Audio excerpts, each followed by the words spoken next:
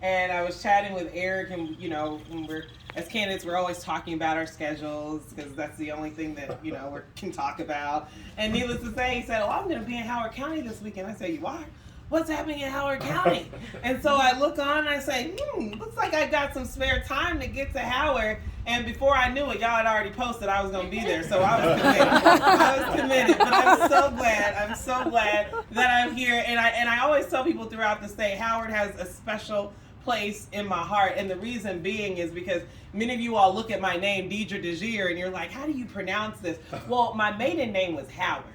And I know you all know how to pronounce that. But my husband, when we got married, said, I'm done with Howard. It's DeJear all the way. And needless to say, though, I'm really excited to be here amongst you all. I'm running for governor. And the reason why I'm running for governor is because of each and every one of you all. My story is very, very simple. I came to this state and I fell in love with Iowa. I had so many pathways that were afforded to me because of the good people that exist in this state, and at the time, the good leadership that was moving this state forward. Now, as I look at those pathways, they're getting smaller and smaller across this state for everybody, whether we're talking about education, healthcare, mental health care, jobs, whether I'm talking to somebody black, somebody white, somebody who's an immigrant, a refugee, someone who came to Iowa and is a transplant, whether I'm in rural Iowa, urban Iowa.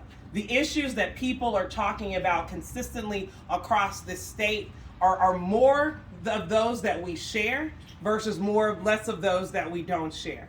As I'm traveling throughout this state, folks are talking about the challenges that we're seeing with our education system. Real challenges there. We have a governor right now who won't end session. We know in these moments that 100% of our students need the attention and the leadership of our governor. Yet she refuses to end session because she only wants to benefit 2% of our students. Y'all heard of that voucher bill that she's standing up on. But for the most part, she's leaving us out. She's leaving us out for the sake of politics, for the sake of profits, for the sake of her party. And we consistently see this with this governor. She's putting everybody else first but Iowans. She had a national platform when she responded to the President of the United States, state to state. And she used that platform to not talk about the real issues that Iowans were facing, but she used that platform for her own gain. I'm running for governor because I want to put Iowans first at every level. When y'all are asking for an education system that's fully funded, that's preparing our students for a limitless future, you are not asking for too much. You're not. Right. You're not asking for too much. This is a state that was once number one in education. Now we're 21 on the list, and we know that's not where we belong as Iowans because we've been better before. When we look at the state of our healthcare and our mental health care system, in our rural communities, folks are telling me, Deidre, we got to drive 45, 60 miles to get care. In our urban communities, they live right next door to the hospital and can't get the care that they need. People are going bankrupt because of healthcare bills and the lack of accessibility. And because our governor won't pay our providers on time, because she's not increasing the reimbursement rate so that you all get the quality of care you deserve, what's unfortunate is that you're not getting that quality of care. And the costs are going back to you. And that is not reasonable, folks. When we look at our mental health care system, we see the challenges all over the state. We see the numbers, increased rates in suicides, increase in domestic violence, increased substance abuse. Our cops are becoming quasi-mental health care practitioners. And we know that's not what they signed up for. They know that's not what they signed up for. Our prisons are becoming quasi-mental health care facilities, and we know that's not what they're intended for. People are waiting 6 to 8 months to get the care that they need. When I started this race, I stopped in Dubuque, and a father told me a story that I've been sharing everywhere I go, because the unfortunate part about this story is that it's not uncommon. His kid called him. He's 17 years old. Calls his dad from work and says, "Dad, thinking about harming myself." So the dad gets in the car, gets to his kid, and takes him to the emergency room, because that's the only place he could take him. Once he gets there, the doctor offers him a 6-month waiting period to see a psychiatrist. That's the best that doctor could do. And he felt bad about it. The next best thing that doctor could do was give him a bed. Mind you, they're in Dubuque. Sioux City was the closest bed for that child. 5.5, 6 hours away. Unreasonable. This state should have had 6 mental health care access points by July of last year. We have 2. And the reason why I'm emphasizing mental health care is because whether you all want to talk about it in these spaces or not, when people pull me to the side, our young people, our elderly, they're talking about mental health care in ways that I've never heard people talk about it before. But there's something we can do about it. You don't have to out people for the challenges, but the moment in time where somebody is vulnerable enough to go to the hospital or to seek care, we should have a system that creates those spaces for them to receive that care. And unfortunately, under this leadership, we are perpetuating a crisis because we know the number that COVID dealt to us. Yet we have a governor that lacks the willpower to do something about it. Not only is our healthcare and our mental health care system critical, our economy is critical, folks. We know that our students are leaving our rural communities after they graduate from high school, vowing to never come back. We see people challenged with working 2 and 3 jobs to make ends meet because they can't find the high-paying wage jobs. We are short right now in this state 75,000 workers to fill jobs today. Yet when we look at what our governor is doing about it, she just says, y'all are chilling on hammocks. Y'all are laying back waiting for a check. So we're just gonna cut your unemployment hours. We know that's not the solution. What we consistently see from this leadership is retaliation, repercussions, and more retaliation. I wanna be that governor that invests in our state. When I say I believe in our state, folks, it's not just because it's a pipe dream. I've seen where we've been in our past. And the fortunate thing for us in this election cycle is this governor is an anomaly. That's good for us. That means that we have an opportunity to overcome this challenge. This race is winnable. There is not a question in my mind as to whether or not we can. The question that I ask everybody, everywhere we go, is are we willing? She won with 50.3% of the vote. 50.3% of the vote. That's 37,000 votes, folks. And in an election year, 2018, when we had one of our highest performing years, we also saw one of our most underperforming Republican candidates in a governor.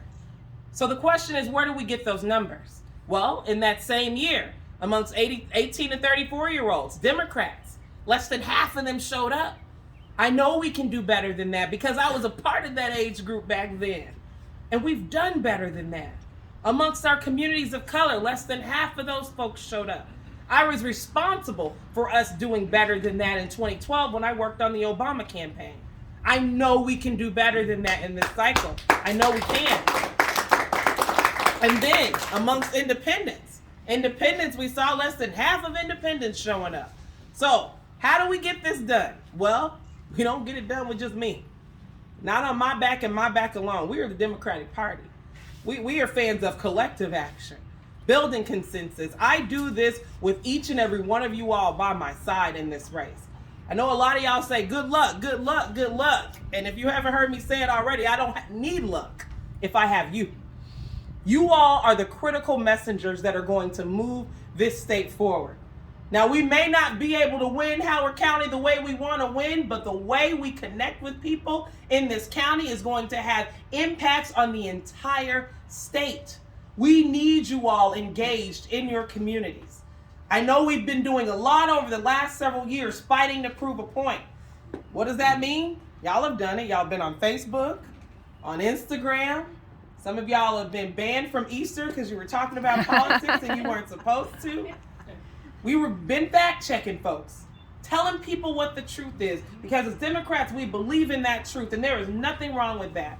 But what I'm asking for us to do in these moments, rather than put all of our energy into fighting to prove a point, let's put our energy into fighting for common ground. Because in 2018, what we neglected to do was empower and nurture our own. We were so focused on DJT and his homies that we neglected our own friends, our own people in our own party. That is how we win this election cycle. By reminding those disenchanted Democrats that we can do this if we're willing. By reminding those people who don't believe in voting anymore those people who believe democracy is dead, if there is anywhere that we can answer that question, it can be answered in Iowa. Because we've got to now in these moments to empower ourselves, you all who are brave enough to show up, you people who believe in what we're capable of, be reminded of what we've been able to accomplish as Iowans. This state was once number one in education, not just because of our amazing teachers, not just because we're home of the Iowa Basic Skills Test. We were number one in education because nearly 100 years before Brown versus Board of Education, Iowa made a decision to desegregate schools. That happened in our state. We believe that no matter the race, no matter the gender, that each and every child should be afforded access to a quality public education. Under this current governor's leadership, she does not believe in that. But we can do something about it if we remember what we're capable of. Remember in 2007, when the rest of the country was trying to figure out who should be the next president of the United States, Iowa said boldly and proudly, a black man. And guess what? The rest of the country listened. Don't forget what we're capable of. 2009, when everybody was trying to figure out who should marry who, Iowa said, marry who you choose. Mind your business and marry who you choose. So these were all hard fought and won battles, but it happened in this state. When we look at this 2022 election cycle, this campaign is 8 points behind Kim Reynolds with no money down, folks. 8 points behind. There's not a question of can we, it's are we willing? And so that's my question to you all. Are you willing? Can you think of 5 people who you wanted to be here today that didn't show up? 5 people who you wanted to get registered to vote into the polls in 2020 and they didn't vote and you told them not talking to them anymore. Those are the people who are going to move us forward. But it doesn't happen without each and every one of you all. So you're willing. Yes, we can. Are you willing? Okay. But I don't need y'all to just get me elected. We know we need a new Secretary of State, and we've got 2 incredible candidates that are here today. We also need to make sure that we get representation in our legislature and our Senate. So we've got to put everything that we can into this race. We say every year this is a critical election, but folks, this is a critical election. So let's just make it happen. Thank you all for making space for me to talk today. I appreciate